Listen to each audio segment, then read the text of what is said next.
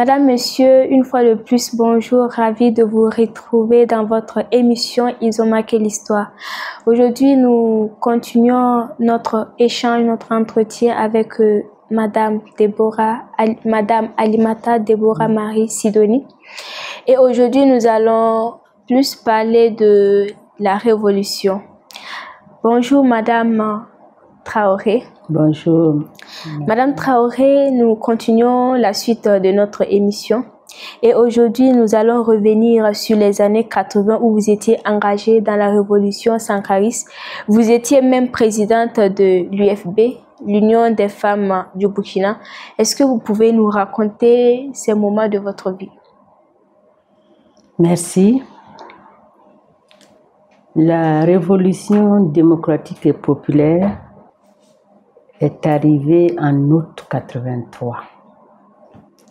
En août 83, moi je venais d'arriver, cela faisait 1 an. Et j'étais à l'aviation civile. Et à partir de l'aviation civile que j'ai été cooptée par la présidence du FASO pour servir au secrétariat général national des CDR. Donc, vous connaissez le rôle, la place des CDR dans la révolution. Comme on dit, c'est le fer de lance, c'est vraiment la composante sur laquelle la révolution comptait, parce que c'est là-bas que se trouvait la majorité des jeunes, la majorité des jeunes hommes et aussi des femmes. Et bien sûr, toujours avec aussi les plus jeunes qui sont les pionniers. Donc, arrivé au secrétariat général national des CDR, rapidement, j'ai été identifié pour, je dirais, déployer les ambitions du CNR, du Conseil national de la Révolution, sur la place, le rôle de la femme dans la RDP. Cette structure, elle s'appelait la Direction de la mobilisation et de l'organisation des femmes, DEMOF. Donc, premier responsable de la DEMOF, j'ai été invité à proposer des idées, à proposer des actions, des activités pour mobiliser, ensuite organiser. Il y a eu la mobilisation des femmes, il y a eu des thèmes de mobilisation des femmes, je reviendrai tantôt sur ça, mais il y a eu aussi des thèmes d'organisation, des activités pour organiser les femmes. Dans le cadre de la mobilisation, il fallait s'appuyer sur le discours d'orientation politique, le DOP du 2 octobre. Et c'est dans ce discours, je vous invite d'ailleurs à le lire, ce discours accorde une place importante dans le rôle de la femme. Une place importante à la femme pour ce qui concerne son rôle, sa place dans la révolution. Donc, à ce niveau, comme nous avions un rôle, je dirais national, il fallait compter sur celles qui peuvent lire le document, comprendre le document, et celles qui n'ont pas eu la chance d'aller à l'école, mais qu'il faut interpréter le contenu du DOP afin qu'elles comprennent qu'on a besoin de ces bras, qu'on a besoin de cette contribution. Toutes les initiatives qui ont été prises pour que la femme s'épanouisse, pour que la femme puisse bénéficier d'un certain éveil. Et nous avons mis l'accent au départ sur un mot d'ordre national que le CNR avait, je dirais, développé, à savoir la lutte contre la désertification. Et dans cette lutte, nous avons choisi un des volets à savoir la lutte contre la coupe abusive du bois. Nous avons estimé que c'est les femmes surtout qui utilisent le bois pour faire la cuisine, pour faire à manger, vendre, etc., les dolotières, etc. Donc, nous avons dit, si nous prenons cette niche, nous allons pouvoir aussi apporter notre contribution à ce mot d'ordre. Vous voyez? Parce que dans la lutte contre la désertification, cette partie de lutte contre la coupe abusive a son importance. Et donc, nous avons développé les foyers 3 pierres améliorées avec les femmes. Et nous avons été soutenus par une structure, l'Institut burkinabé d'énergie, qui était là. Et on a commencé par une formation des formatrices dans le Kadiogo d'abord. Au niveau du secteur 7, que nous avons commencé la formation des formatrices. Et ensuite, on a étendu cela aux 30 secteurs. Et des 30 secteurs de Ouagadougou, nous avons déployé notre énergie sur les 45 provinces du Burkina, en mobilisant des femmes par province dans les chefs-lieux de province. Et à cette époque, quel était le rôle de la femme au temps de la Révolution? Son rôle, c'était le même rôle que l'homme, puisque la Révolution avait besoin des bras valides, aussi bien des hommes que des femmes, vous comprenez? Mais on sait que l'importance de la femme dans le foyer, dans la société, on connaît ça. Et on sait aussi qu'en termes d'effectifs, les femmes sont supérieures en nombre que les hommes. Donc, si la révolution se dit révolution démocratique et populaire, si on n'intègre pas la femme dans les différents objectifs de la révolution, ça ne peut pas marcher. Et c'est ce que le discours d'orientation politique s'est évertué à nous expliquer. Et c'est ce que le président Thomas Sankara, dans ses différents discours, s'évertuait à nous montrer que nous, les femmes, nous devons prendre conscience que sans nous, ce que eux, les hommes, veulent faire là, ça ne peut pas marcher. Que nous, les femmes, si nous voulons être émancipées, il faut passer par ce canal. Il faut accepter les idéaux de la révolution. Il fallait un travail de sensibilisation, de formation, etc. pour que chacune de nous puisse avoir confiance qu'elle peut et qu'elle doit apporter sa contribution. Et c'est dans ce travail de mobilisation, nous avons intégré tous ces éléments. Parce qu'il fallait l'éveil des femmes, qu'elles prennent conscience, qu'elles se disent qu'elles peuvent le faire, qu'elles se disent qu'elles ont leur place, etc. Parce que vous savez, dans la révolution avec les CDR, il était question que dans un bureau CDR, il y ait obligatoirement, le délégué adjoint était obligatoirement une femme. Pourquoi cela? Selon moi, c'est une manière de briser, je dirais, ces obstacles qui empêchaient les femmes de se retrouver avec les hommes pour compétir. Et pour faciliter les choses, on a créé cette discrimination positive. Il faut une femme comme déléguée adjointe. Et dans le bureau, il y avait aussi la responsable à la mobilisation des femmes aussi. Donc, en réalité, il y avait 2 femmes sur, je ne sais pas, je ne me rappelle plus si c'est 6 membres du bureau ou 7 membres, je ne me rappelle plus, mais tout est-il que 2 femmes étaient obligatoirement dans le bureau CDR. Et quels ont été les acquis de cette révolution pour les femmes?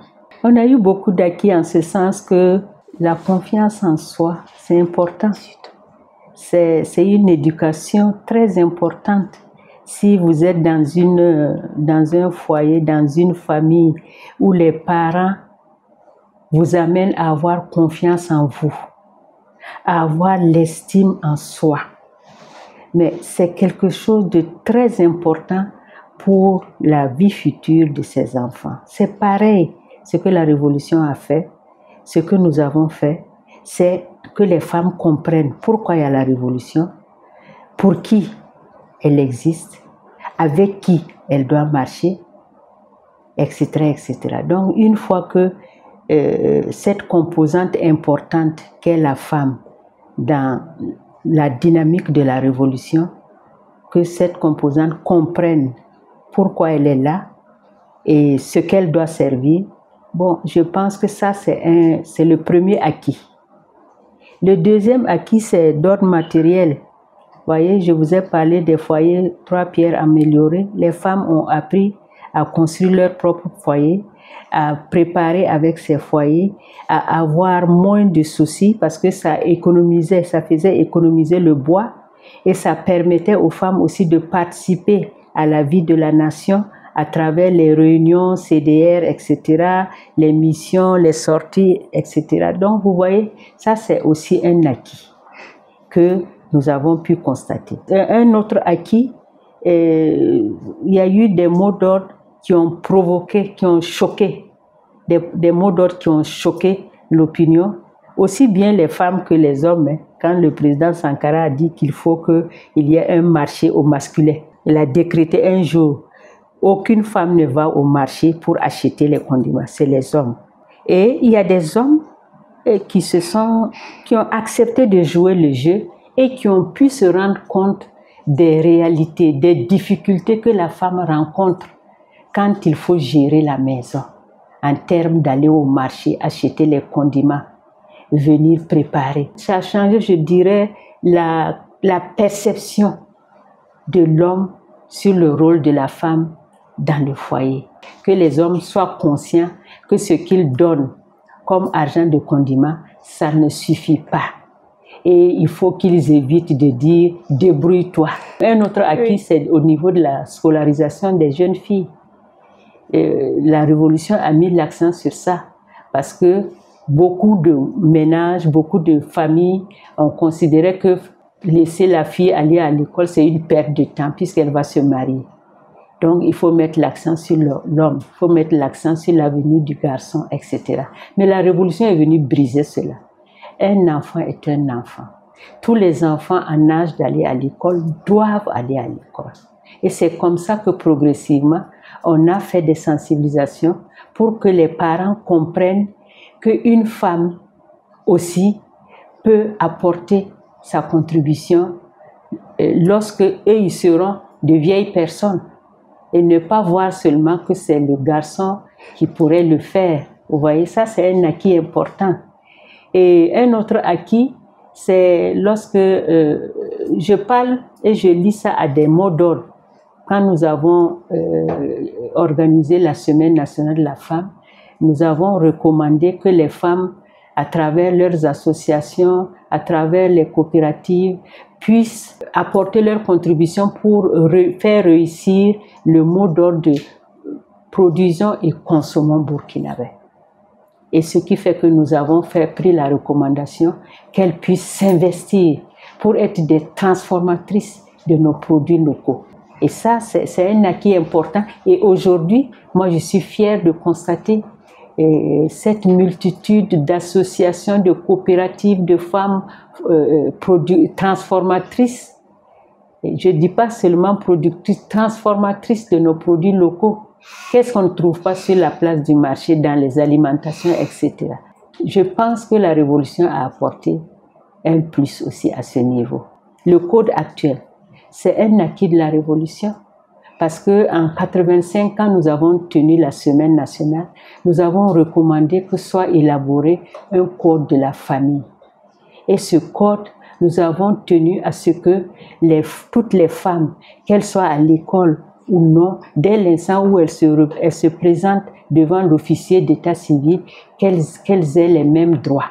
Nous avons estimé qu'il faut un seul régime juridique. Parce qu'avant, il y avait les femmes qui se mariaient dans le droit commun et l'autre dans le droit coutumier. Nous avons fondu les deux et nous avons dit non. Il faut que ça soit le même le même régime pour toutes les femmes. Mais nous avons mis l'accent sur le consentement mutuel des époux, parce que nous voulons aussi lutter contre les mariages forcés et les mariages précoces. Est-ce que vous avez une anecdote sur le fait sur un fait concernant la femme au temps de la Révolution qui vous a marqué? Comment nous avons arraché le 8 mars chômé et férié, je m'évertue à expliquer ça. Ça a été lors de la semaine nationale, dans mon discours de clôture, où j'ai demandé que le CNR nous permette d'obtenir un jour sur les 365 jours, un jour pour poursuivre la réflexion sur nos droits. Parce que moi, je parle en termes de droits. L'émancipation de la femme tourne autour de ça, de la reconnaissance de ses droits, de l'acquisition de ses droits et de l'application de ces droits.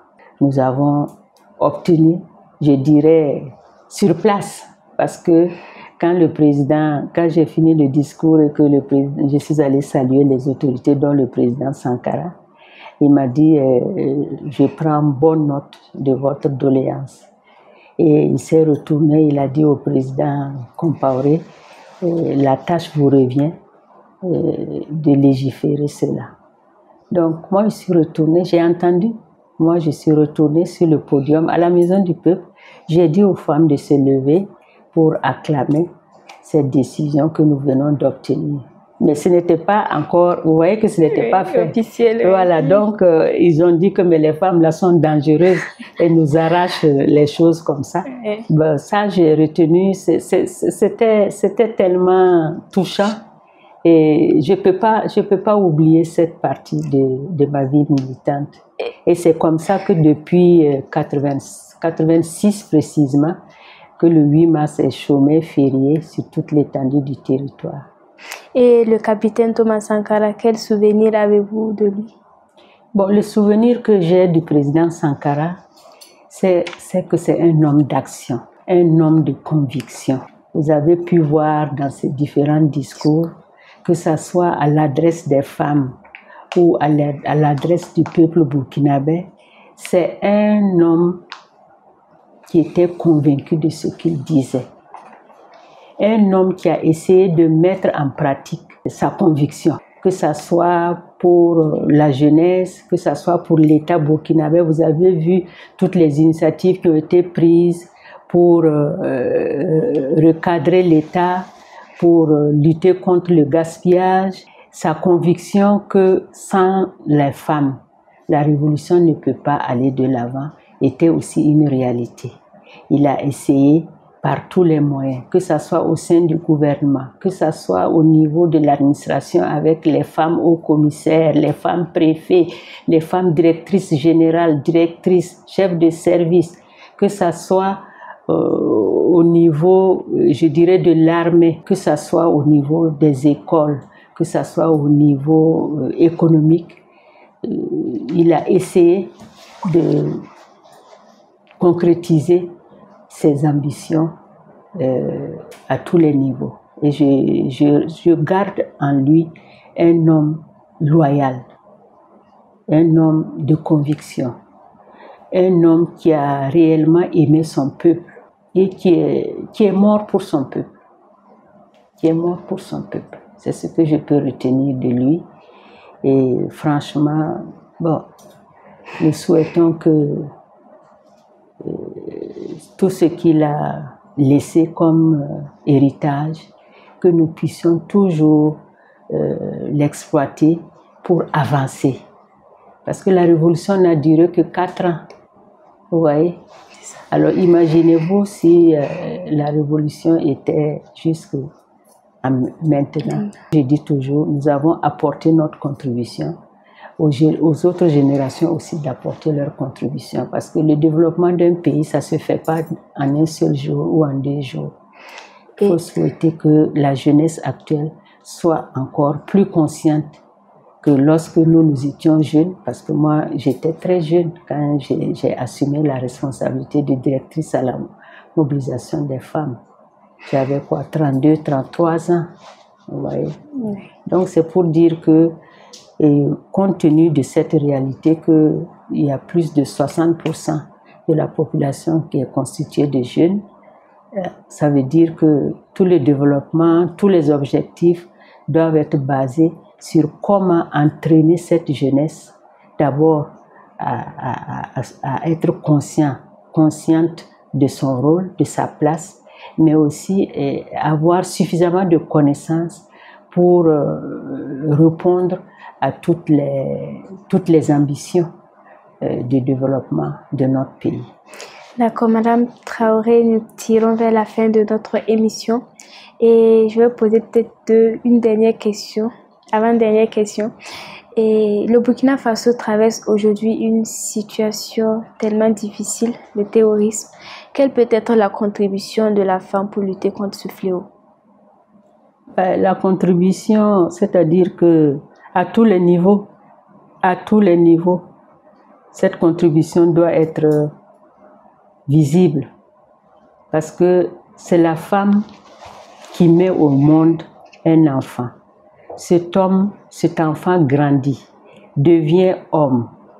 Et pour cette situation précise, qui se met au service de l'armée. Et pour nous protéger, pourquoi il y a les militaires, pourquoi il y a l'armée? Imaginez-vous s'il n'y avait pas une armée dans ce pays. Qu'est-ce qu'on serait devenu? Donc ça veut dire que c'est son fils, c'est son époux, c'est son frère, c'est sa connaissance. C'est-à-dire que si vous regardez, la femme a plus d'intérêt à soutenir cette lutte contre contre le terrorisme. Parce qu'elle y gagne à tous les niveaux. Elle y gagne à tous les niveaux. Donc, moi, ma compréhension, ma conviction, c'est que nous devons répondre à tous les mots d'ordre, à tous les appels pour lutter contre ce terrorisme-là. Parce que ce terrorisme vient vraiment chambouler notre société et ce qui fait que le rôle que la femme peut jouer dans la famille peut être atteint négativement. Est-ce que vous comprenez ce que je veux dire? Donc, il faut que nous puissions à tous les niveaux apporter notre contribution pour lutter, pour réussir dans la lutte contre le terrorisme. Par exemple, je prends un exemple concret. Je suis dans le mouvement 8 mars autrement. Célébrons le 8 mars autrement. Et nous faisons partie des premières associations à prendre conscience qu'il nous faut aussi apporter notre contribution pour l'effort de la paix. Et nous l'avons fait. Et quelles leçons de vie est-ce que vous avez à l'endroit de la jeune génération? Bon, je pense que tout ce que j'ai eu à dire, c'est des leçons de vie. C'est des leçons de vie en ce sens que, au niveau de la jeunesse, qu'ils prennent conscience qu'ils sont les plus nombreux. Qu'ils prennent conscience que sans eux, on ne peut pas sécuriser le pays. Qu'ils prennent conscience de leur rôle, de leur place en tant qu'élément conscient et compétent pour occuper des postes stratégiques pour que nous puissions avancer. Et c'est pareil, quand je parle de la jeunesse, c'est y compris la jeune fille. Vous voyez? Parce que je me dis que femmes comme hommes, ils doivent aller en tandem pour le développement. Bon, en termes, une autre leçon de vie par rapport à la jeune fille, compte tenu des pesanteurs socio-culturelles, c'est qu'elle puisse accepter qu'elle doit apporter sa contribution. Il ne faut pas qu'elle pense qu'elle doit rester à la traîne. Donc, il faut avoir une certaine confiance en soi. Il faut avoir une certaine estime en soi, de soi, pour dire, moi aussi, je peux réussir. Et ne pas attendre que ce soit les hommes qui fassent tout et que vous complaisez dans un rôle je ne sais même pas comment je vais décrire ça, mais ce qui est sûr, ce n'est pas un bon rôle. Pour une femme qui est émancipée, il faut être aux avant-postes pour aussi apporter sa contribution. C'est autant d'éléments. Je pense que ma propre expérience est même une leçon de vie. Et Madame, Monsieur, c'est sur ces conseils que nous mettons fin à notre émission. Merci Madame Traoré de nous avoir accueillis en ce jour. Et à vous, chers téléspectateurs, on se donne rendez-vous pour un autre numéro. Portez-vous bien et restez focus sur Fadima Web TV.